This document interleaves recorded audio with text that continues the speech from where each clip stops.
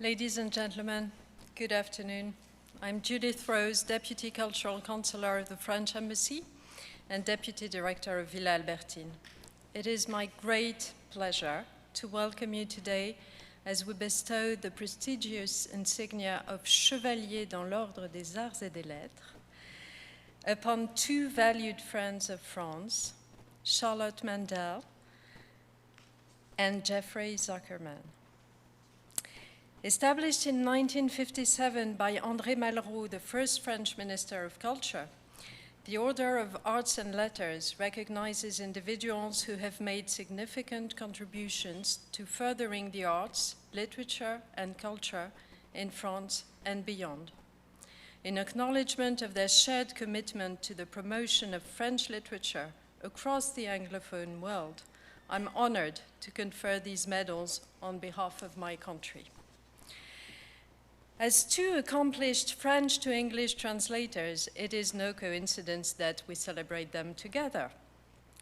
Of course, they are no stranger to each other's work, having recently collaborated on the first English translation of The Criminal Child by Jean Genet, published in 2020 by the New York Review of Books. But their connection runs deeper than that. As I'm sure many in this room can attest, they each demonstrate an intense passion, dedication, and sense of vocation in their approach to translation. This spirit is especially close to my heart as a former literary translator myself, and for this reason, I'm particularly happy to preside over this ceremony. In a few moments, I will give the floor to author and translator Esther Allen, who will speak a bit more about Charlotte and Geoffrey's respective accomplishments. But first, please allow me to say a few words about each of them. Dear Charlotte, you are one of the world's most acclaimed translators from French to English. With over 40 translations of classical and contemporary works of poetry, fiction, and philosophy, you have served as an indispensable link between French authors and English readers, English-speaking readers. Your bibliography is so impressive that, according to Berfroy magazine, I hope I'm pronouncing it right, it reads, quote, like a non-chronological history of French writing, from Proust to Jean-Luc Nancy, from Balzac to Antoine de Bec. Goncourt Prize winner Mathias Hénard seems to be a particular favorite of yours, with 4 published translations and 1 forthcoming, and you didn't shy away from translating his novel Zone, 500 pages comprised of a single sentence. He was not the first, but still.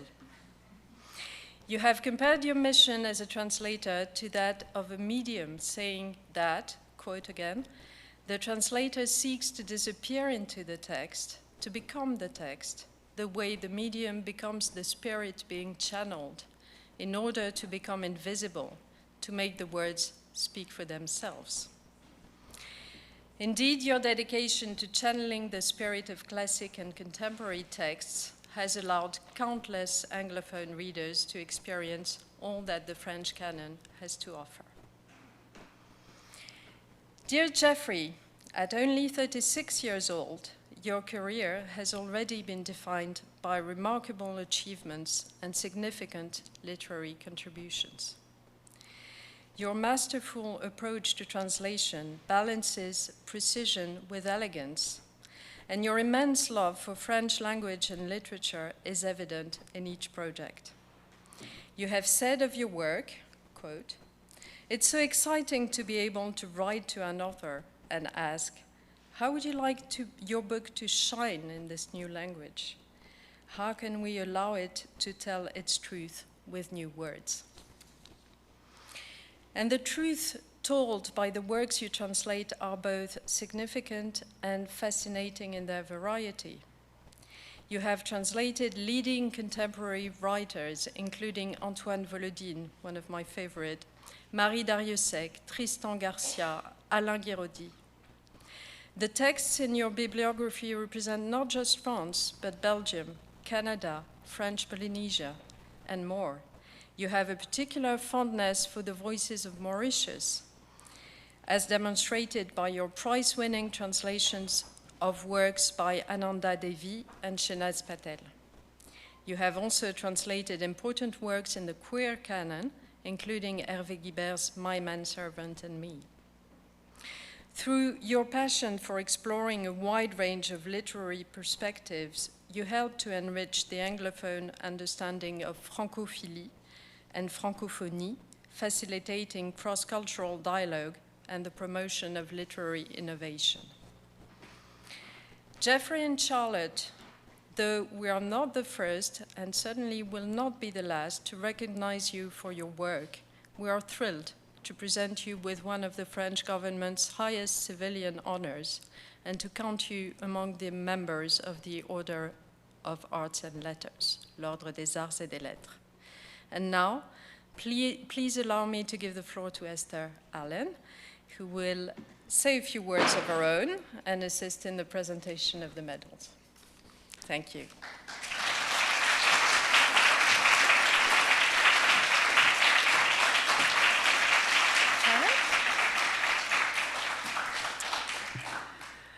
It's such a pleasure to be back here where I myself became a Chevalier in 2006. Let me see, I have to position myself so that I can see you. Charlotte, my friend, it's my privilege to have this chance to pay tribute to the remarkable achievements the government of France has recognized. The first book you ever translated, Maurice Blanchot's La Part du Feu, which you titled The Work of Fire, was published in 1995, around the time we met.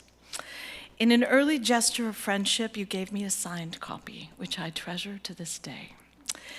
Over the years since then, with devotion, discipline, and consummate, ever-growing skill, you have dedicated your life to your three all-consuming passions: literary translation from the French, the practice of Tibetan Buddhism, and your husband, the great poet Robert Kelly, who, as you wrote in your introduction to The Work of Fire, persists in believing that books can be translated. When you were 10 years old, Charlotte, your parents, both college professors, began summering with you and your sister in the Alps, returning regularly each year to the village of Saint-Jean-d'Eau, not far from Geneva. It was there that the French language first seduced you. And what a very canny move that was on the part of the French language. Well done, French.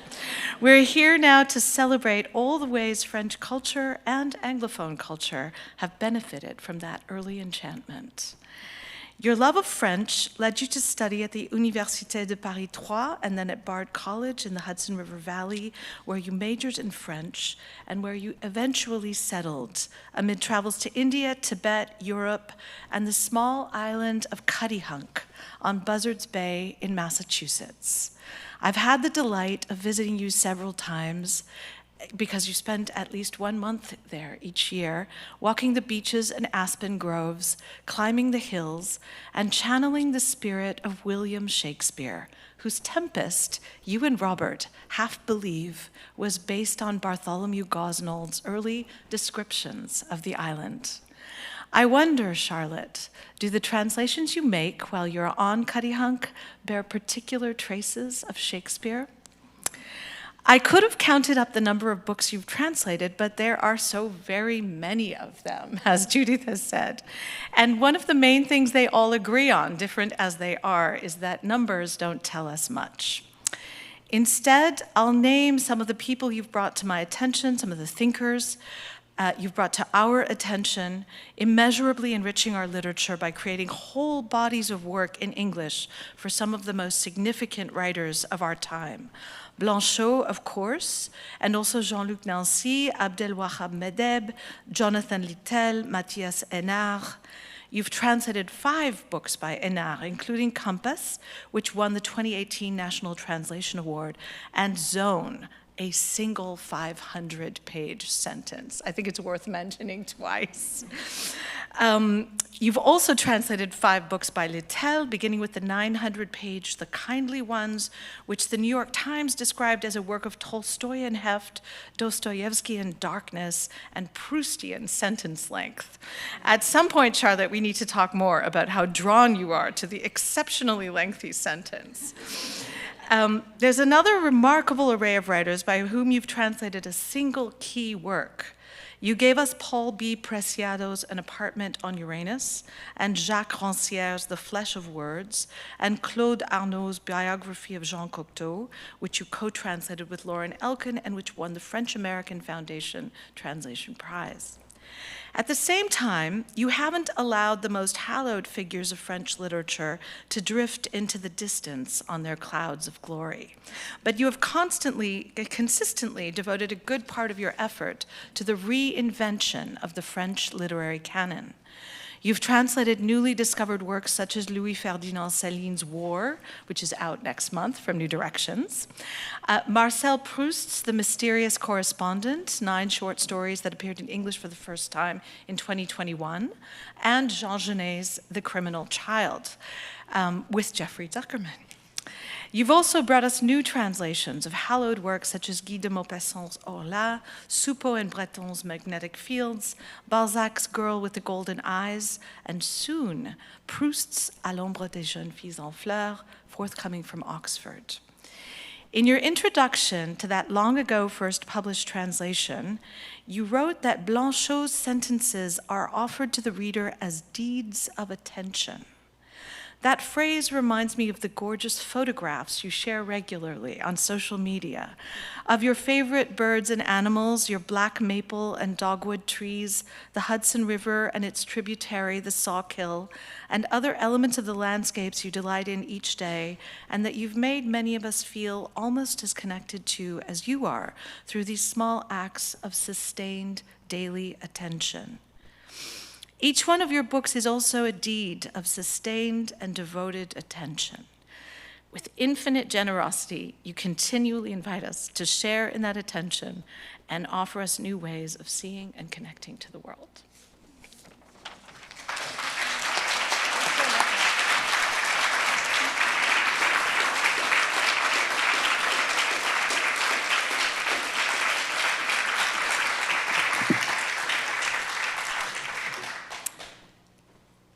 In recognition of your incredible career in translation and your service to French writing and art history, Charlotte Mandell, au nom de la ministre de la Culture, nous vous faisons Chevalier dans l'ordre des Arts et des Lettres.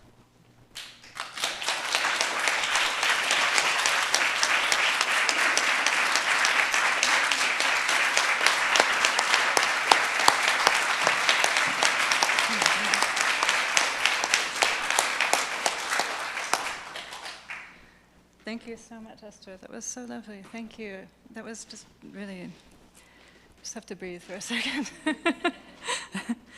Okay. It's so nice to see all of you here, so many people.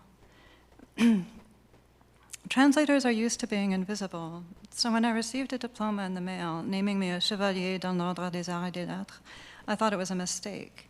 It must have been meant for some other Charlotte Mandell. When, after many texts with my fellow award recipient, Jeffrey Zuckerman, I realized it was really for me, I felt an immense gratitude. Gratitude for the French government for conferring this rare honor on me. Gratitude for everyone at the Villa Albertine for making the ceremony possible. And gratitude for my profession.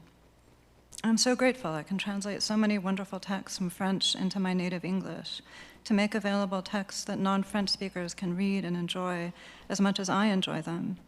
It is an honor to translate great books, and I feel a humble sense of awe when I think of all the great authors I've been able to bring over into English, from classic writers like Gustave Flaubert, Guy de Maupassant, Louis-Ferdinand Céline, and Marcel Proust, to contemporary authors like Maurice Blanchot, Abdelwahab Madeb, Jonathan Littell, Jean-Luc Nancy, and Mathias Hénard.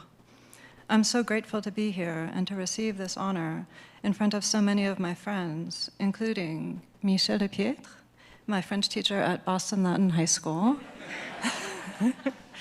Odile Chilton, my French teacher at Bard College, Pierre Jarus, who started me off on my career by recommending me to Helen Tarter at Stanford University Press.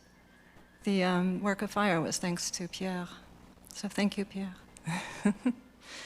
My parents, Marvin and Betty Mandell, for their unfailing support all my life and for all the summers we spent in the French Alps, where I first began to learn French. And Esther Allen, a wonderful translator whom I've admired for 30 years now and who I feel proud to call my friend. And I'm deeply grateful to my husband, the poet Robert Kelly, who has been so supportive of my work all these years. Since I just recently finished translating Volume 2 of Proust's À la recherche du temps perdu, and since we're now gathered in Villa Albertine, I thought I'd read a brief section from my translation, which I'm calling In the Shadow of Girls in Blossom, about Albertine and about love.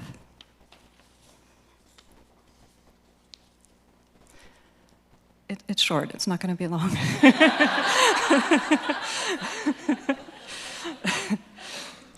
What did I know of Albertine? One or two silhouettes in front of the sea, most certainly less striking than images of women by Veronese, which, if I'd followed a purely aesthetic line of reasoning, I ought to have preferred to her. Could I have had other reasons to love her, since, once my anxiety had fallen away, I was left with nothing but these mute silhouettes? Ever since I'd seen Albertine, I'd entertained thousands of thoughts about her. I'd held, with what I called her, a whole interior conversation in which I made her question me, reply, think, act. In the infinite series of imagined Albertines that followed each other hour after hour, the actual Albertine, glimpsed on the esplanade, was merely the forerunner. Just as an actress, a star, having created a role, appears only in the first few of a long run of performances. This Albertine was little more than a silhouette. Everything that was superimposed upon her was of my own making, for our own contribution to our love, even if considered from the perspective of quality alone, outweighs that of the person we love. Thank you, France, for all you've given me and for this great honor. Thank you.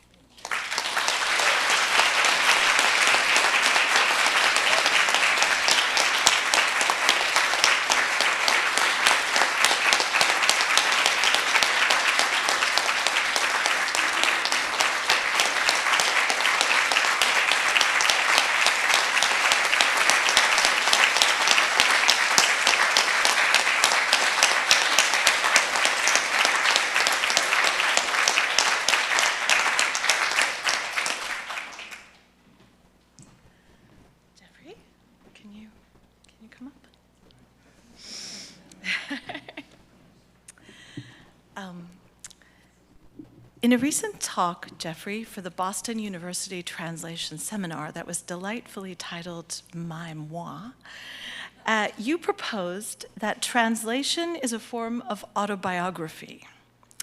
While I imagine that may probably be true of most translators, I think it is particularly true of you.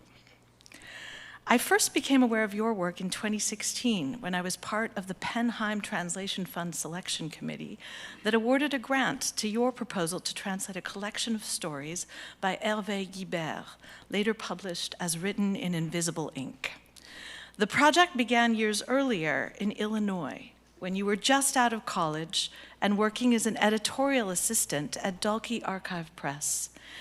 You saw someone reading Guibert's À l'ami qui ne m'a pas sauvé la vie and were shocked to the core by that title, To the Friend Who Did Not Save My Life. When you finally read the book, you were riveted by the candor, detachment, and passion of the young French writer who died of AIDS in 1991 at the age of 36. When someone suggested years later that you translate Guibert, the idea struck you as entirely out of your reach. He was untouchable, you've said. But you've since overcome that wariness to bring two of Guibert's books into English so far, as well as the Autobiographie à deux, Hervé by Mathieu Lindon, about his singular friendship with Guibert. You've also translated a number of other queer writers, among them filmmaker novelist Alain Giraudy and Jean Genet, co-translated with Charlotte Mandell. A more recent autobiographical development is your translation, forthcoming later this year, of Adele Rosenfeld's Jellyfish Have No Ears. The story of a young woman who's lost her hearing and is pondering a doctor's suggestion that she undergo an irreversible operation to receive cochlear implants. Rosenfeld's novel puts into question conventional stigmas and standard ideas of sensory loss and gain. You translated it while dealing with the gradual narrowing of your own eyesight and wrote, "I knew as I sat down to translate that in doing so I would have to face parts of myself I hadn't wanted to grapple with." This novel, written by someone else in a different language about someone of a different gender and nationality, would become a mirror by which to see myself honestly. You were brought to translation by your work at Dalkey and at the magazine Music and Literature, where you were an editor, a job you describe as making people sound exactly like themselves, only better. I wonder if you would say that about translation. In 2016, you joined forces with a number of other full-time freelance translators from several languages to form the collective Cedilla and Company, finding strength in numbers against the precarity that freelance translators face within the US publishing industry. In defiance of that precarity and in keeping with your sense of translation as autobiography, you've had a resolutely curatorial career, consistently finding and advocating for works of your own choosing, works you feel passionate about and that you advocate for in the difficult English publishing marketplace. 2016 was also the year your first translation of a novel by the Mauritian writer Ananda Devi came out. That project, too, began years earlier when someone recommended her novel Ève de ses décombres. Some months passed, you managed to get hold of a copy, you read the first 2 pages, and immediately resolved to translate it. That instant affinity you felt for Devi's work has taken you on a continuing journey through some of the most remote regions of francophonie. It eventually led you to the actual island of Mauritius. It has brought you new friends there, and it has inspired you to translate other writers, such as Shanaz Patel and Carl de Souza, both also from Mauritius, and Caroline Laurent from the even more remote Chagos Archipelago. Though Tahiti is obviously nowhere near Mauritius, your recent translation of the novel Pina by Tahitian writer Tatawa Peu, which won the French Voices Grand Prize, corresponds to the same quest of yours to magnify voices from isolated, neglected islands. These novels emphatically refute commercial tourist visions of the exotic, as does the work of the experimental writer whose principal heteronym is Antoine Volodine, though you've translated other heteronyms of his over the course of the 10 years or more you've been involved with his work. Volodine sometimes calls his refusal of conventional literary categories and boundaries post-exoticism. The novels by him that you brought into English are not only post-exotic, but are often set in post-apocalyptic worlds and times, refusing the idea of life and the idea of death, as one of your earliest translations of Volodine puts it, replacing them with the roars and silences of permanent revolution, the end of all difference between day and night. Translation is fundamentally transgressive, you have said. You fashioned your translation career into a highly subversive way of pursuing a unique personal vision, upending hierarchies and bringing us alternate perspectives from the margins of the planet and of society and the farthest flung regions of the imagination. Your work is a rare and special thing that inspires new possibilities for what a translator can be and can do. Thank you.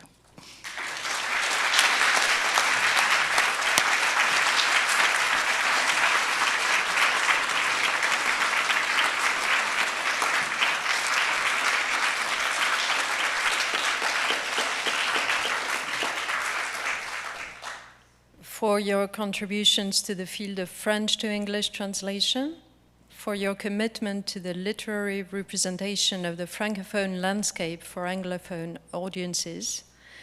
Jeffrey Zuckerman, au nom de la ministre de la Culture, nous vous faisons chevalier dans l'ordre des Arts et des Lettres.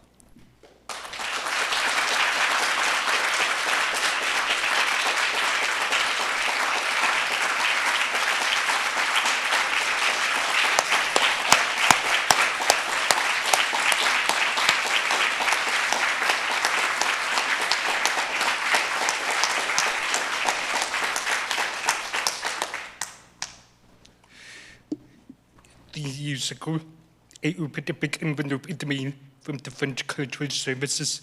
I saw a letter saying I had been named a Chevalier. I thought, oh boy, this is a really elaborate prank. Well, Charlotte, I guess they're really committing to the bit. I'm so touched to share the stage with Charlotte, who has been a constant mentor, a shrewd partner in crime, and a dear friend. She deeply understands how special our career is. For that is to think about translation. Writing can be lonely, but translation never is. The months I spent at my desk, grappling with a single book, feel like the closest sort of kinship any reader can have with the writer. When I traveled to Mauritius, I read the chartered sea breeze described so elegantly by another demi, Sinaz Patel, Lettres, or Countess Roze. Or when I take a train to an abbey in Normandy, I spent a long afternoon deciphering the handwriting of such icons as Gentile or Urbain. It is not discovery, but déjà vu. So intimate has been the process of passing my author's words on in my own words. My words, which are hard-won. As someone who was born deaf, I had to go to a school just to learn how to talk. And then to thank my parents, there was that David Zuckerman, who are here in the front row, for being utterly supportive, for giving me the words in English without which I would never talk to you here today, much less penning the translations I'm so honored to have brought into English. Translation is always a political act. And I want to acknowledge that the French Cultural Services and the French Ministry of Culture have consistently supported my work from the outset, and notably for authors who have spoken up, of resisted prevailing norms. This faith in the value of free speech is not lost on me, and I am endlessly grateful for it. In the decade that I've been a translator, I've been encouraged by such icons as the ever-generous Esther to indulge in or conjure up all sorts of metaphors for translation, an actor's performance, a ship of Theseus, a ferry, a bridge. My own metaphor comes from my very first French class in 7th grade, all the way back in St. Louis, Missouri. My teacher was Lisa Haugen. She had been asked to do the impossible, to teach a deaf kid how to learn a language it is very difficult to read. See, and that's the only reason. Well, I'm sorry. She and Sarah Berg are the reason I pick French. And the two of them made the language not only something I wanted to learn, but something I wanted to claim just as deeply as I already do English. This is a very, very special magic. Sarah, I'm so glad you're listening. And Lisa, I'm so glad you're here in the audience, so I can say thank you. I still remember the very first French word you taught us. You pointed at the classroom door and you said, "La porte." And then you taught us what to do with the door. Ouvrir la porte, open the door. And that is my metaphor for translation. A door we can step through to enter other cultures, and countries, and people, and minds, all from the very first door in your classroom. Thank you for teaching me how to open it for myself and for all the writers from every corner of the Francophonie who have got to lead into English. It's because of you that I get to accept this honor and go on doing this work of opening doors from one language to another. Thank you.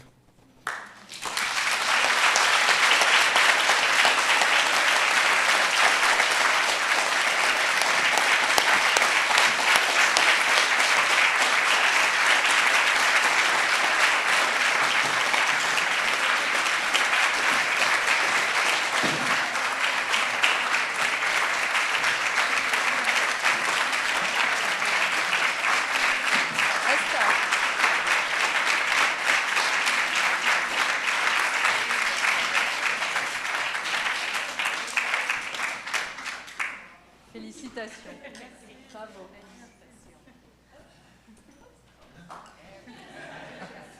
Now, this is our glass of champagne, but you're all invited to have one in a second.